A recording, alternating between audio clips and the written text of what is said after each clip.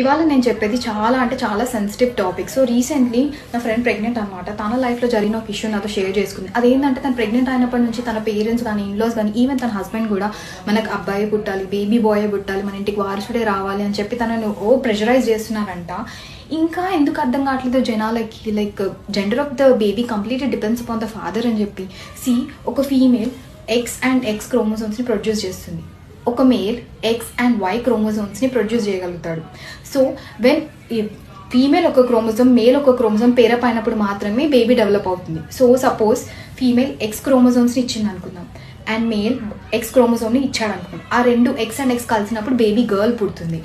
Female as usual X chromosome produce చేసింది and male Y chromosome produce చేశారు. So X and Y meet అయినప్పుడు మనకి baby bye పుడతాడు. ఇది ఎందుకు క్లారిటీ రావట్లేదు జనాలకి?